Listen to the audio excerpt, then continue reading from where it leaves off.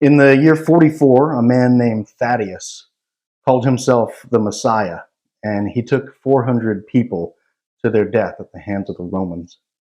In 1534, a Dutch Messiah, Jan Mantius, said that April 5th, 1534 would be the end of the world. Intelligent people are not immune from these predictions either. Sir Isaac Newton wrote that the end of the world would come in 1715.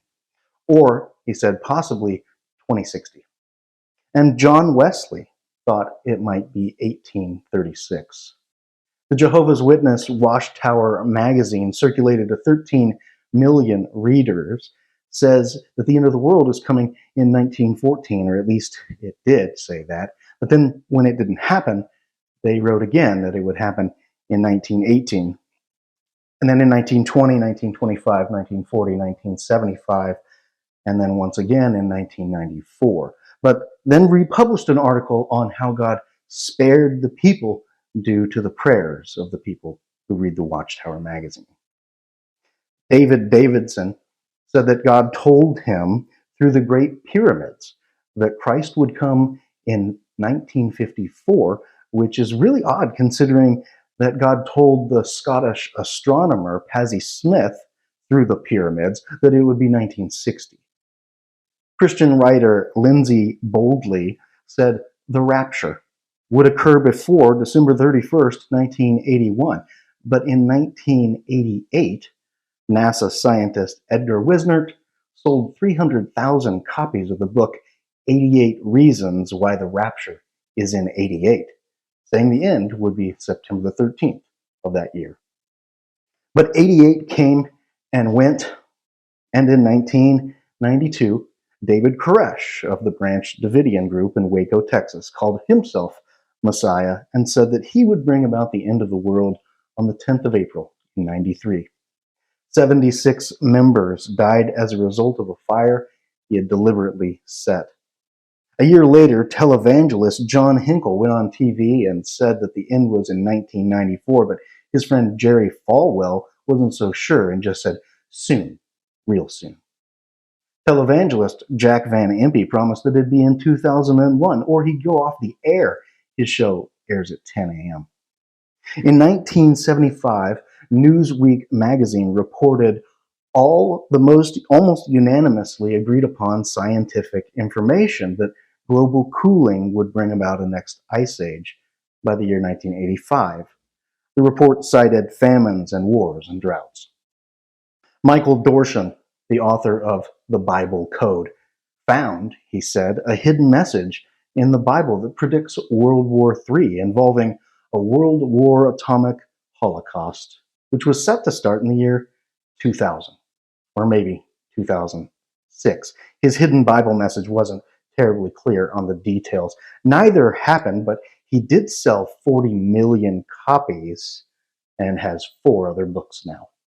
His newest date was 2012, and by the way, so we should all mark our calendars by that one. Oh wait, it didn't happen either. In the Bible, Luke says that 2 of the disciples were talking about how beautiful the temple stones were. And in response to this, Jesus takes the opportunity to tell them the temple won't last forever. He says there's a time that's coming when the temple will no longer be. In fact, he says, you have no idea what's coming. They're going to kill me, and when that's done, they're coming after you, too.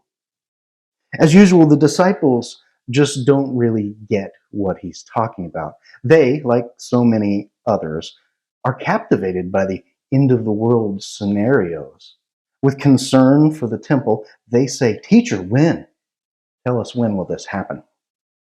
You might expect next to have Jesus say, any day now, or maybe even announce, the end of the world will be in 2025, like so many a televangelist. But that's not what he does. That's not what he says. In fact, he sort of sidesteps the issue a little bit. The first thing he says has nothing to do with the question that they asked at all. He evades. He says this, watch out that you are not deceived. For many will come in my name, claiming I'm he, and the time is near, but do not follow them. is brilliant. Still, like most people throughout human history, the disciples are still intrigued about this end of the world and when it might be. When will the temple of God be destroyed? It's an obsession. They're excited about how is it going to happen? When will it be? But that's not really what Jesus is talking about. He's changing the paradigm. And so he says, don't worry about the wars that you hear about, the earthquakes or the famines, the signs in the stars. Important, yes, but signs of the end times, maybe not. If you want to be worried about something, worried about what's coming when they find out you're with me. He says, when you hear about the wars and the uprisings, don't be frightened. These things must happen, but the end will not come right away. Nation will rise against nation, kingdom against kingdom. There will be great earthquakes and famines and pestilence in various places, and fearful events and great signs from heaven. But that's not what you need to worry about, he says.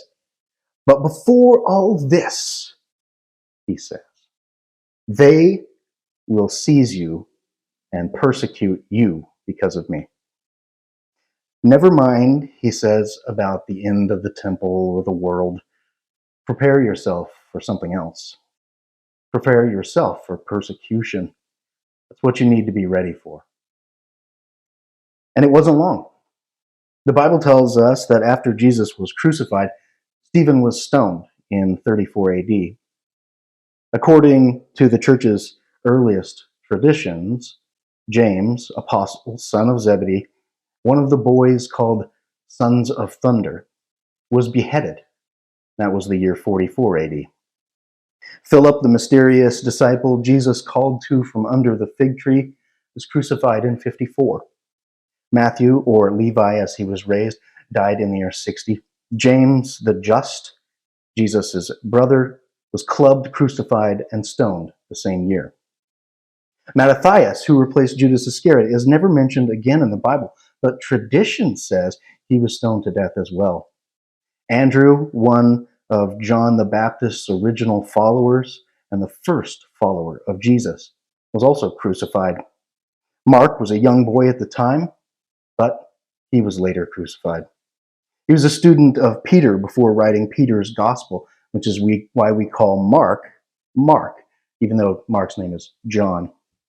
He was dragged through the streets until dead. Simon, nicknamed Peter by Jesus, was put on a cross upside down because Peter claimed to be unworthy of the same kind of death. Scientifically, that was a fairly wise choice and a little bit less torturous.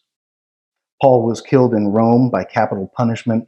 Judas, Labus, Thaddeus, and Simon, the guerrilla fighter disciples, were put to death on a cross like their master. Bartholomew was carved into sections. The brave and honest thinker, the so-called doubting Thomas, is said to have been spared, but he was impaled. Luke, the feminist physician and gospel author, was hanged.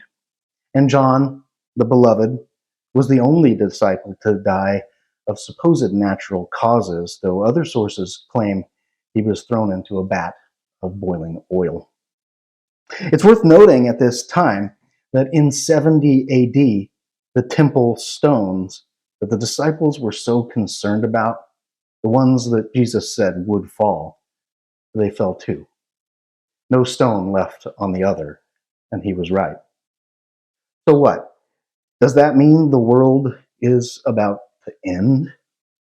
What do we do with these kinds of verses now? Are the end of days among us? Or are we maybe just a little bit closer now than the disciples were? Should we be searching for signs and wonders? Should we be picking up dates from a calendar? Isn't it the end? The persecution in the early church was terrible, it's true. But that doesn't happen anymore, right? I mean, when was the last time you turned on the news and you heard a news story about someone being executed for being Christian? The fact is, it just doesn't happen anymore. Or does it?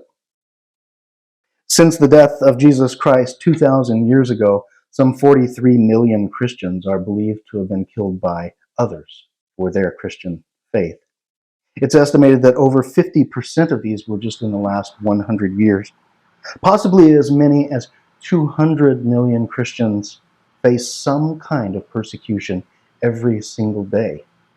Don't worry about the temple stones. They're coming for you. Every day, nearly 30 people are killed just for believing in Jesus, the World Evangelical Encyclopedia. For some, the world did end. The fact is, it's hard not to blame people for being interested in the future, or like the disciples, wanting to know when it might all just come tumbling down on us. But if that's our focus, then we sort of miss the plot. Here, Jesus says it is all going to end. But he's not just providing random information. That this will end, that's not his point. His point is this. He says, they will kill you on my account.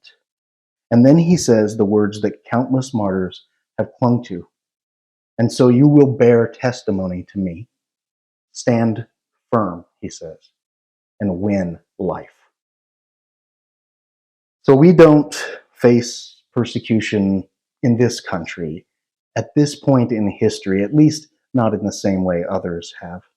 It's not illegal to be a Christian in Canada by far. Bibles are so easy to come by that they often sit on shelves, static, unopened, and covered in a thin layer of dust.